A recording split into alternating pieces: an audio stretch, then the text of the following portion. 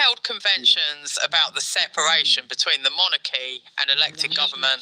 For decades, the British Crown has upheld a largely symbolic role in politics, remaining above party disputes and refraining from directed intervention. Yet King Charles's move has shattered that unspoken agreement, thrusting the monarchy into the heart of political controversy with a direct critique aimed at Keir Starmer, the leader of the Labour Party and opposition.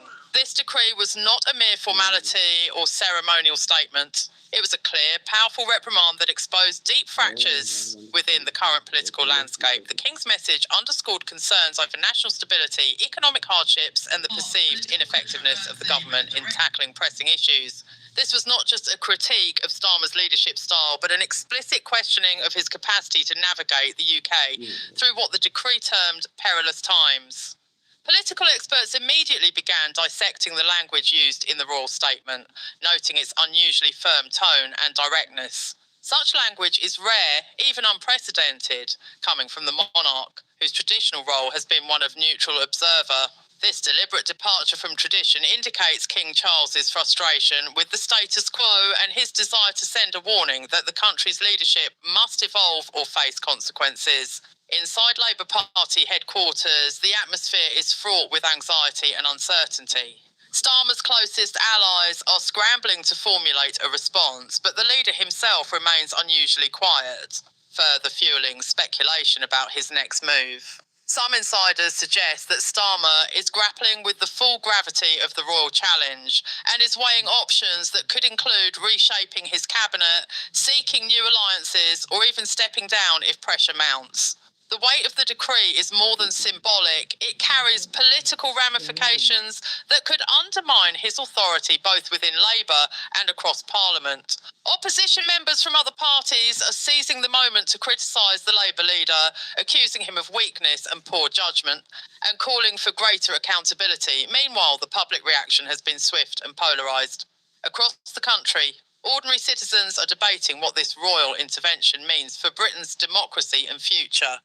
Pro-monarchy supporters have rallied behind King Charles, viewing his decree as a necessary wake-up call to complacent politicians. Many believe that the King's involvement is justified in light of the challenges facing the nation, including inflation, strikes, and international tensions. They argue that the monarchy must protect the country's interests, even if that means stepping beyond traditional boundaries. Conversely, critics warn that this move dangerously blurs the lines between constitutional experts have raised alarms about potential threats to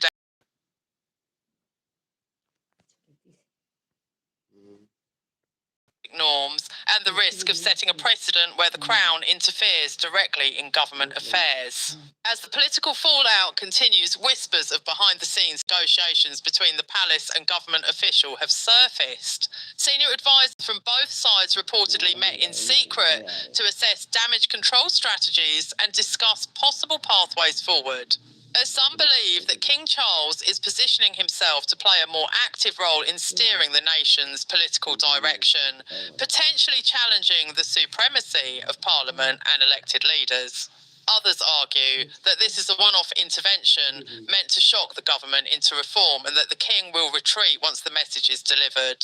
Whatever the case, the royal decree has undeniably altered the political landscape, forcing politicians, institutions and citizens alike to reconsider the role and power of the monarchy.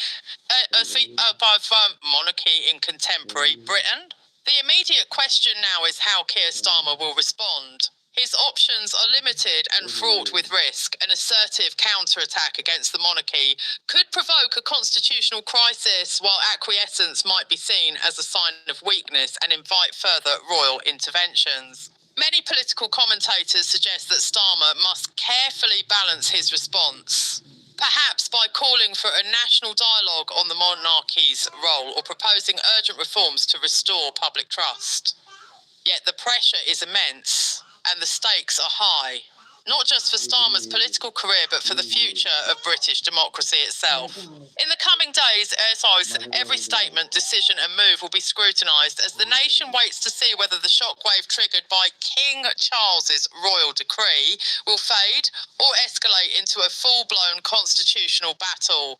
The reverberations of King Charles's royal decree continue to shake the foundations of Britain's political and constitutional framework.